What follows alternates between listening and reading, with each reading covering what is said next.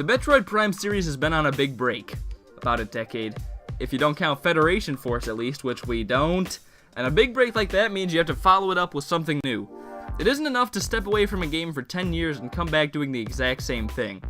But what can be changed, and how far will those changes go? And most importantly, will Metroid be better because of it, or will they mess it up real bad? Hello all 209 of you, I'm Redkwan, and here's why Metroid Prime 4 will be very different. To answer any of these questions, we need to figure out what Metroid really is.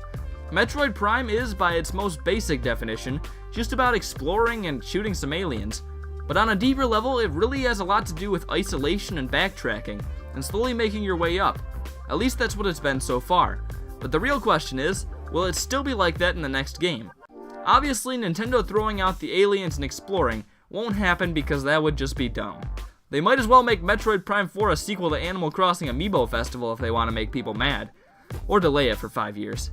But as for the other parts of the game, the isolation, backtracking, and building up a powerful arsenal over the course of a game, I honestly don't think they're a guarantee. It's a weird situation with Metroid Prime, because Nintendo is changing up their series on the Switch specifically to be more open, but Metroid Prime is already pretty open, and because the series has yet to be overdone, and because of that is in less need of revamping when compared to Mario and Zelda, it might not get more open after all. But the other side of that is that because Metroid has been gone for so long, it might really need to change things up, even though more experimental games like Other M and Federation Force have been received terribly. So which will it be? Well, I'm glad you asked, because I've brought on the world's foremost Metroid expert, according to some. It's me. But in all seriousness, Metroid is in a weird place. Nintendo is trying to make their old series fresh again and add new twists to old franchises, but Metroid hasn't ever really had the chance to get stale, and just bringing it back would be enough to make people happy. In fact, changing up too much might make people a little more disappointed than if it just came back as the exact same thing. But I think that despite people probably being okay with no major changes, Metroid will change stuff up, and probably a lot of stuff. For one, Nintendo has been changing everything up for the past year or two, and I'm sure they want to make something exciting with Metroid Prime 4. And the fact that it's been gone this long means that they have to follow that up with something worth the wait, which means making something that we haven't seen before. Plus, the game won't be developed by Retro Studios who made the other 3 games in the series, which could mean it's a different take on 3D Metroid. And with the new power at the hands of the Metroid developers, there is the potential to greatly expand on what the Prime games used to be. And yes, while those old Nintendo series have been innovative, in ways they've gone back to their roots, and the old style of games is so loved that it really doesn't need to change at all to make people happy. But I think that they really want to blow people away with this game, and go in a completely new direction with the series. And the games haven't deviated a whole lot from the roots in the first place, that going back would just mean doing the same things again. I can't see this game doing the old Metroid Prime style, and although it shares the same name, I feel like it's more of a start of a new era of Metroid Prime games. So if this really is a different Metroid Prime game, then what will be different about it? I think they'll want to make sure that it keeps some of the principles people like, such as the isolation and backtracking, but maybe not as much on the forefront as they used to be. I think the most logical step would be to make the game more expansive and open, because a smaller area would feel too much like a step back for a much more powerful system's new entry, and a more linear one would feel too much like Other M, which probably isn't the goal. So a more expansive and open game is probably the next step, but the Metroid Prime games are already pretty expansive and open-ended, and they really can't add too much more in terms of time taken to play the game before it becomes too time-consuming to make and tiring to play. So they either have to make a more empty and less intricate world, or make Metroid something it really isn't. I suppose a more empty-feeling world could add a bit to the feeling of isolation, but it could also make for a less enjoyable gameplay experience, and taking Metroid in a new direction could be cool, but if they sacrifice Metroid's identity and take away what was fun in the first place, then it isn't really worth it.